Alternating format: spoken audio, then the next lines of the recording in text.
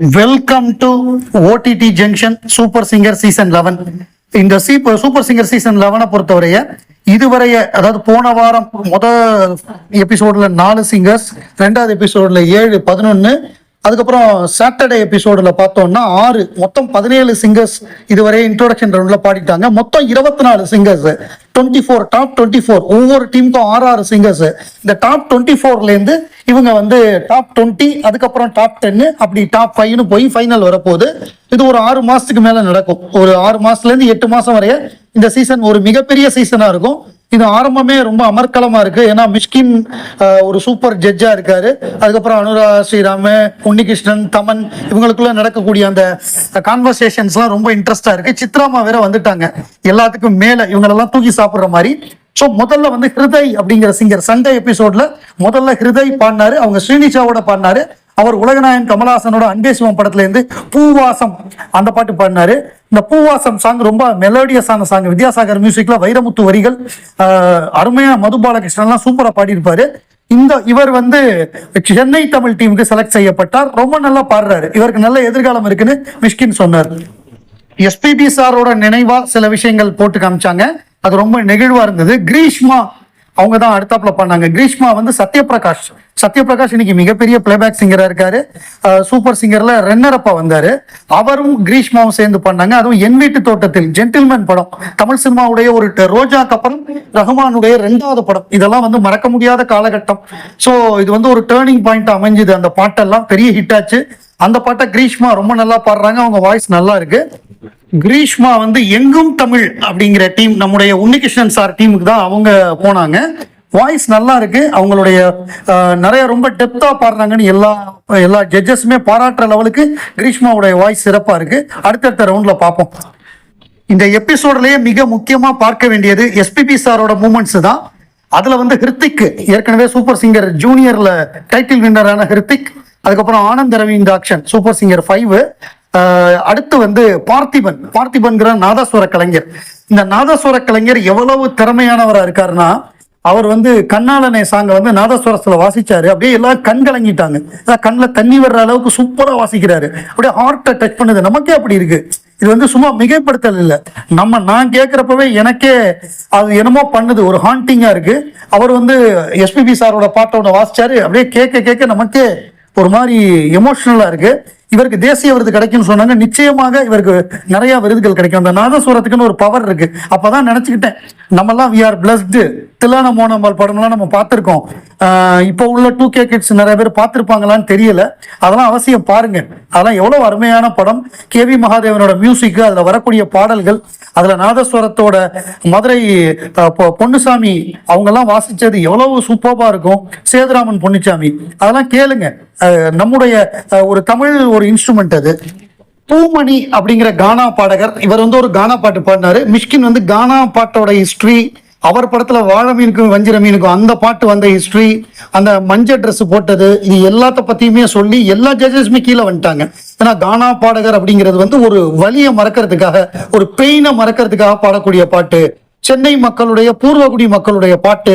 அது வந்து நம்ம உயர்வா அதை வந்து திங்க் பண்ணணும்னு சொல்லி அந்த கானா பாட்டுடைய சிறப்பு அம்சங்களை எல்லாருமே சொல்லி எல்லாம் ஜாலியா 4 பேருமே கீழே இறங்கி வந்து அவரை வாழ்த்துனாங்க. அவங்க அம்மாவும் வந்திருந்தாங்க. அவங்களும் அந்த நிகழ்ச்சியை ஃபுல்லா பார்த்தாங்க. அது வந்து ரொம்ப ஒரு மகிழ்ச்சியான ஒரு விஷயம்.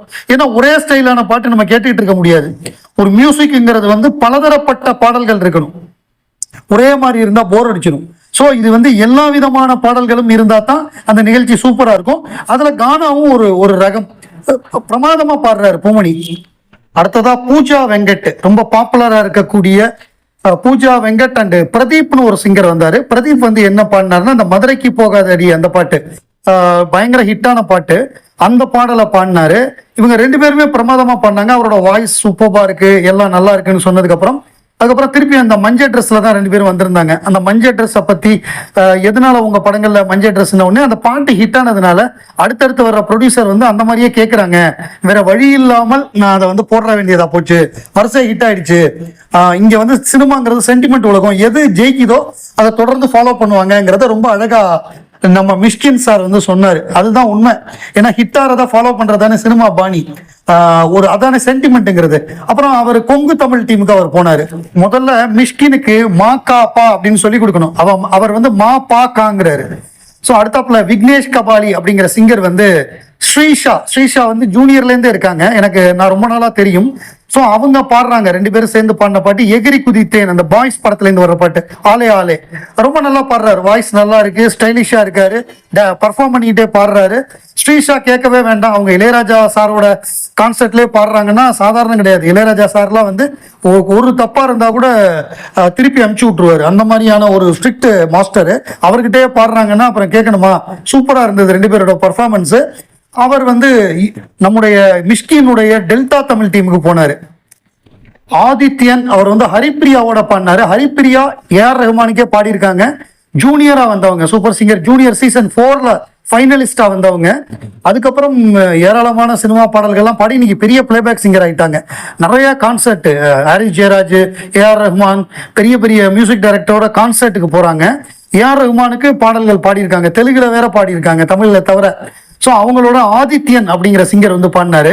அவர் வந்து ரொம்ப தைரியமா உலகநாயகன் கமலஹாசன் சொந்த குரல்ல பாடின பாட்டு சுந்தரி நீயும் சுந்தரன் ஞானும், இந்த மைக்கேல் மதன காமராஜன் கவிஞர் வாலி எழுதி இசைஞானி இளையராஜாவோட இசையில வந்த பாடலை வந்து ஜானகி அம்மா கமல் சார் 2 பேரும் சேர்ந்து பாடின பாட்டை தைரியமா எடுத்து பாடினாரு. அந்த அளவு அவரால் பாட முடியலைன்னாலும் ஓரளவு நல்ல பெர்ஃபார்மன்ஸ்னே சொல்லலாம். ஏன்னா கமல் சாரோட ஹை பிச் எல்லாம் போகவே முடியாது. இவர் அவரால் முடிஞ்சதை பாடினாரு. எங்கும் தமிழ் டீம்ல அவரை சேர்த்துக்கிட்டாங்க. சின்னப்ப ராஜ் பாம்பேலேருந்து ஆளான நாள் முதலா அப்படிங்கிற பாட்டு, அது வந்து அவர் வந்து சேர்ந்து பாடினது வந்து ரேஷ்மாங்கிறவங்க வந்து சூப்பர் சிங்கர் 8ல பாடினாங்கன்னு நினைக்கிறேன், 8 or 9, 8 தான் நினைக்கிறேன். அதுல கண்டஸ்டண்டா வந்தாங்க. இதுக்கு முன்னாடி சன் டிவிலையும் அவங்க ஒரு சிங்கிங் காம்படிஷன்ல பாடியிருக்காங்க. இப்போ அவங்க நிறைய விஜய் ஆண்டனியோட அந்த கான்சர்ட், நம்ம ஹாரிஸோட எல்லாம் பாடுறாங்க, அந்த கான்சர்ட்ல எல்லாம் நிறைய பாடுறாங்க. நல்ல டேலண்டட் சிங்கரு. அவங்களோட சேர்ந்து பாடினாரு. இவரும் நல்லா பாடினாரு. நல்லா புஷ்பானு குப்புசாமி பாடின அந்த பாட்டை இவர் நல்லா பாடினாரு. இவர் பாம்பேலேருந்து வந்திருக்காரு.